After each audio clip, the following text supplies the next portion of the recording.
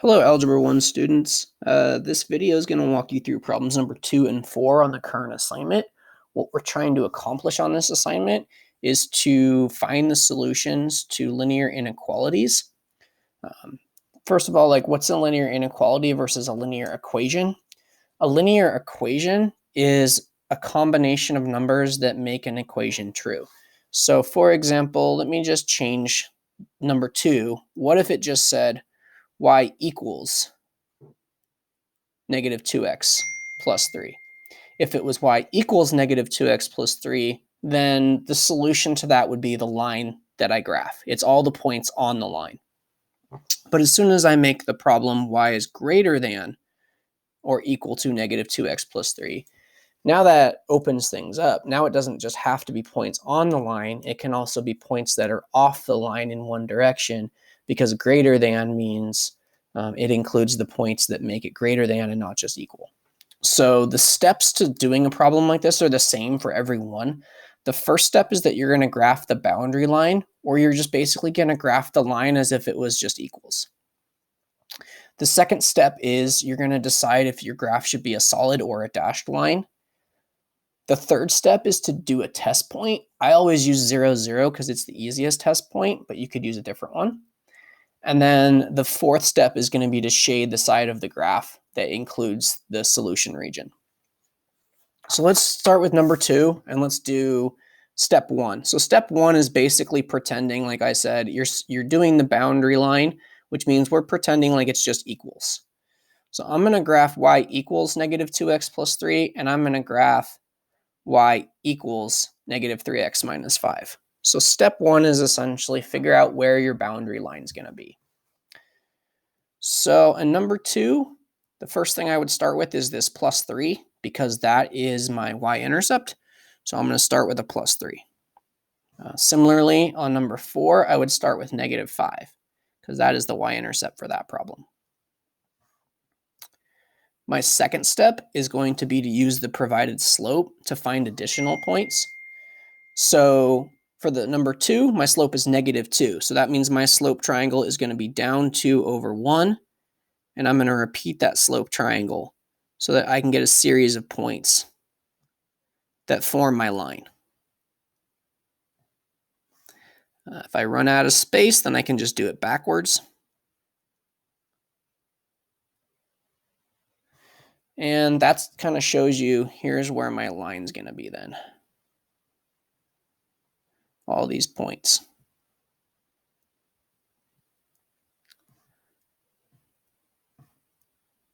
All right, now I'm going to do the same thing with the other problem.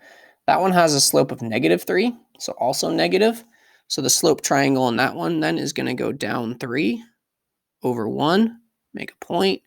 I already ran out of room there, although it looks like, yeah, it'd be off the graph here. I'd be kind of like down here. And now, so I'm just going to do the same thing backwards. So I'll go up 3 over 1 to do the opposite. And I'm going to use that to get as many points as I can fit on this graph. Okay. So now what I have is I have the points for the boundary lines.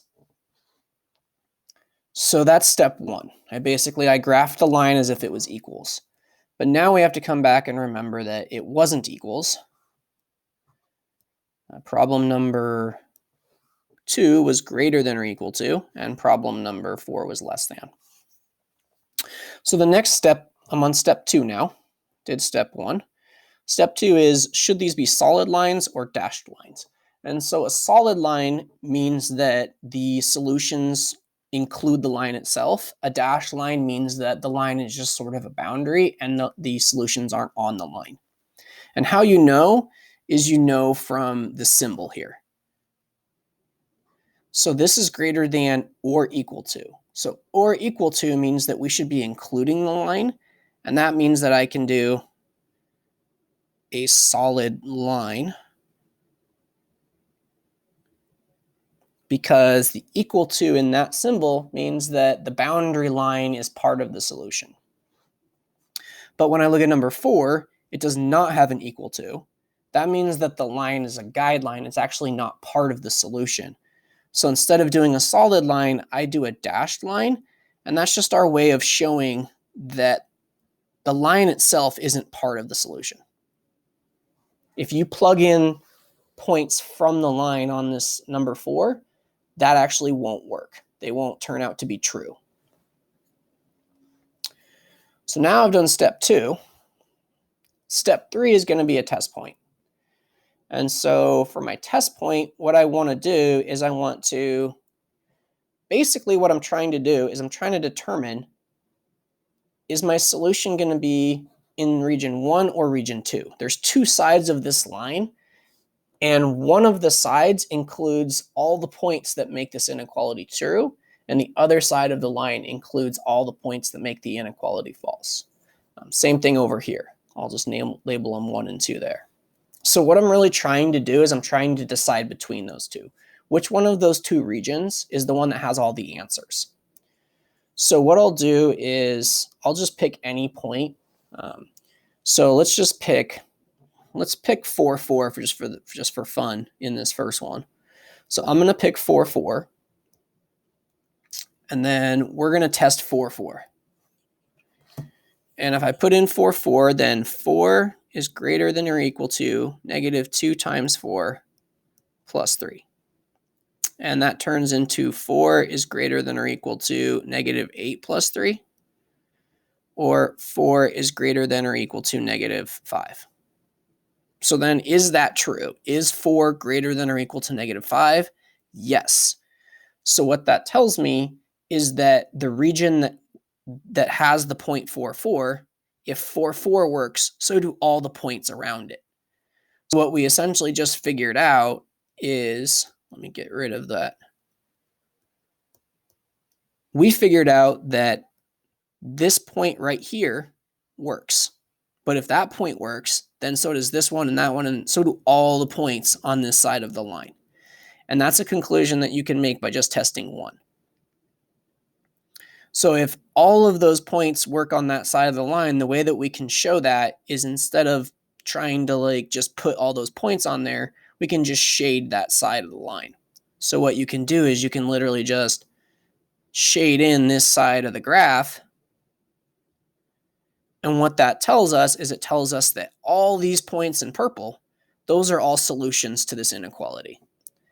Everything on the other side, those don't work. If you plug those in, they won't actually make that inequality true. So let's do the same thing with this second problem here, number 4.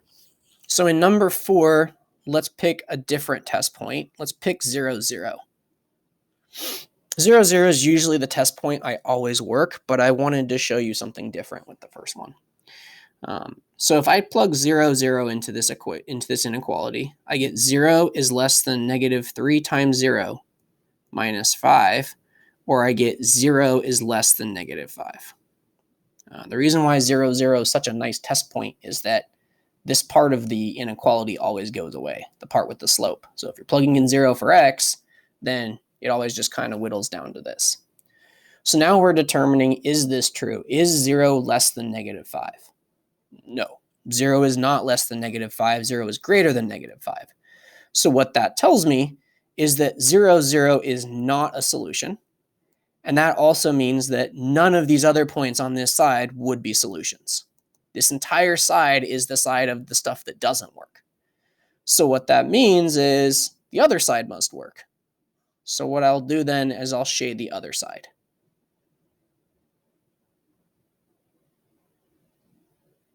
So by shading this side, I'm saying that all of the points on this side of the line are the points that make the inequality true, and all the points on the other side of the line that I'm erasing now, those would all make the inequality false. So that means we finished steps 3 and 4 as well. So just to recap real quick, when you're doing these problems, it's not just going to be graphing the line, because there's a lot more solutions than just the line itself. And the line itself might not even be a solution. And that's because when you're saying that we're greater than or less than, then you're opening yourself up to a lot more possible solutions. So the first step was to graph the boundary line. That means you're just going to graph the line like you always would. Step 2, though, is you have to make the decision if your line is solid or dashed. It's going to be solid if there's an equal sign. It's going to be dashed if there's not. Step 3 is do some type of test point to try and figure out if that point works in the inequality. If it does, you shade that side. If it doesn't, you shade the other side. So hopefully that gets you through these problems. If it doesn't and you need more help, please contact your teacher. We are here. We're willing to help. Email us, set up a Zoom, but we're here to help you, and we want to make sure that you understand this stuff.